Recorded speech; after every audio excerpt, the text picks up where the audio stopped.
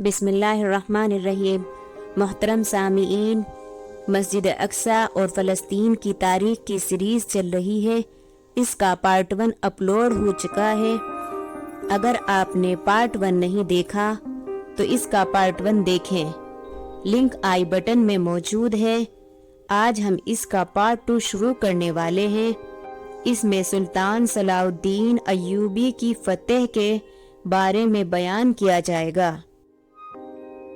راہب پیٹر کی ماتحتی میں 13 لاکھ مسیحیوں کا ایک بڑا لشکر قسطنطنیہ کے لیے روانہ ہوا۔ سب سے زیادہ منظم اور زبردست گروہ جو 10 لاکھ فوجیوں پر مشتمل تھا 1097 میں روانہ ہوا۔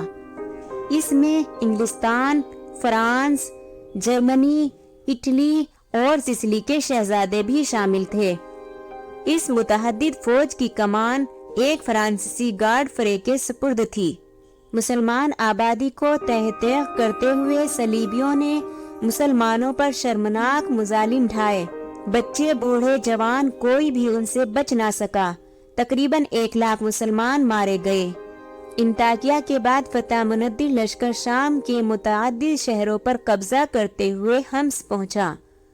حمص پر قبضہ کرنے کے بعد صلیبیوں نے بیت المقدس کا محاصرہ کر لیا۔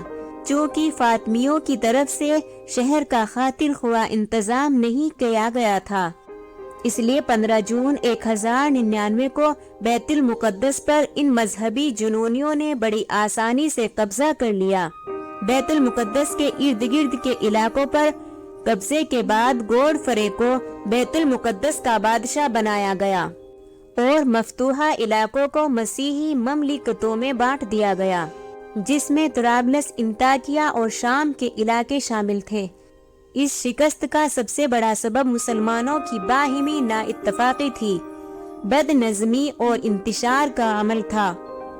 پھر حالات نے پلٹا کھایا اور تاریخ اسلام میں ایک ایسی شخصیت نمودار ہوئی جس کے سرفروشانہ کارنامے آج بھی مسلمانوں کے لیے درس عمل ہیں۔ یہ عظیم شخصیت صلاح الدین ایوبی کی تھی۔ مصر کے فاطمی خلیفہ فائز باللہ میں اتنی سکت نہ تھی کہ وہ مسیحوں کے طوفان کو روک سکتا۔ اس کے وزیر شاور سعدی نے صلیبیوں کے خطرہ کا اندازہ کرتے ہوئے نور الدین زنگی کو مصر پر حملے کی دعوت دی۔ نور الدین نے اپنے سپہ سالار اسد الدین شیرکوہ کو اس مہم پر مامور کیا۔ چنانچہ اسد الدین نے مصر میں داخل ہو کر مسیحوں کا قلعہ قمع کیا، لیکن شاور نے غداری کی اور شیرکوہ کے خلاف فرنگیوں سے ساز باز کر لی۔ 1127 کو شیرکوہ نے دوبارہ مصر پر فوج کشی کی اور اسکندریہ پر قبضے کے بعد مصر کے بیشتر علاقے اپنے قبضے میں لے لیے۔ صلاح الدین ایوبی بھی ان تمام محاربات میں شیرکوہ کے ہمرکاب رہے تھے۔ صلاح الدین ایوبی بھی ان تمام محاربات میں شیرکوہ کے ہمرکاب رہے تھے۔ شاور سعدی نے اپنے جرائم کی وجہ سے قتل ہوا اور شیرکوہ خلیفہ آزد کا وزیر بنا۔ اس کے بعد صلاح الدین ایوبی نے اس کی جگہ لی۔ خلیفہ نے صلاح الدین ایوبی کو الملک الناصر کا لقب دیا۔ خلیفہ آزد کی وفات کے بعد صلاح الدین ایوبی نے مصر میں عباسی خلیفہ کا خطبہ رائز کر دیا۔ مصر کا خود مختار حکمران بننے کے بعد سلطان صلاح الدین ایوبی نے صلیبیوں کے خلاف جہاد کو اپنی زندگی کا نصب العین قرار دیا۔ مصر کے علاوہ صلاح الدین ایوبی نے 1182 تک شام، موصل، حلب وغیرہ کے علاقے فتح کر کے اپنی سلطنت میں شامل کر لیے۔ 1186 میں مسیحوں کے ایک ایسے ہی حملے میں ریزنا لڈ نے یہ جسارت کی کہ بہت سے دیگر مسیحی امریکہ کے ساتھ وہ مدینہ منورہ پر حملے کی غرض سے حجاز مقدس پر حملہ آور ہوا۔ صلاح الدین ایوبی نے ان کی سرگرمیوں کی روک تھام کے لیے اقدامات کیے اور فوراً ریزنا لڈ کا تعاقب کرتے ہوئے اسے حطین میں جا لیا۔ سلطان صلاح الدین ایوبی نے یہی دشمن کے لشکر پر ایک ایسا آتش گیر مادہ ڈلوایا جس سے زمین پر آگ بھڑک اٹھی۔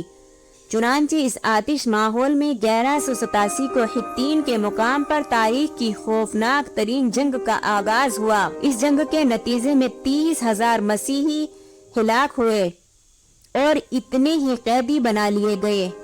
ریزنا لڈ گرفتار ہوا اور سلطان صلاح الدین ایوبی نے اپنے ہاتھ سے اس کا سر قلم کیا۔ اس جنگ کے بعد اسلامی افواج مسیحی علاقوں پر چھا گئے۔ ہتین کی فتح کے بعد صلاح الدین نے بیت المقدس کی طرف رخ کیا۔ ایک ہفتے تک خونریز جنگ کے بعد مسیحیوں نے ہتھیار ڈال دیے اور رحم کی درخواست کی۔ بیت المقدس پورے 91 سال بعد دوبارہ مسلمانوں کے قبضے میں آیا۔ بیت المقدس کی فتح صلاح الدین ایوبی کا عظیم الشان کارنامہ تھا۔ صلیبیوں کے برعکس سلطان نے مسیحیوں پر کسی قسم کی زیادتی نہ ہونے دی اور انہیں 40 دن کے اندر شہر سے نکل جانے کی اجازت عطا کی۔ رحمدل سلطان صلاح الدین ایوبی نے فدیے کی نہایت ہی معمولی رقم مقرر کی۔ مردوں کے لیے 20، عورتوں کے لیے 10 اور بچوں کے لیے 5 اشرفیوں کا فدیہ طلب کیا، اور جو لوگ فدیہ نہیں دے سکے ان کا فدیہ سلطان صلاح الدین نے خود ادا کیا۔ انہیں غلام بنا لیا گیا۔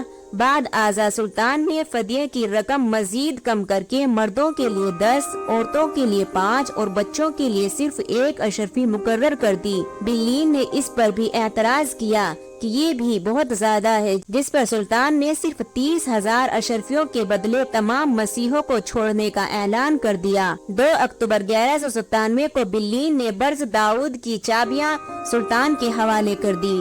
اس موقع پر اعلان کیا گیا کہ تمام مسیحیوں کو فدیے کی ادائیگی کے لیے 1 ماہ کا وقت دیا جا رہا ہے، جس میں 50 دن تک کی توسیع کی گئی ہے۔ تھینکس فار واچنگ امیوزیئر voice. Like and share and subscribe. Press the bell icon and thank you so much.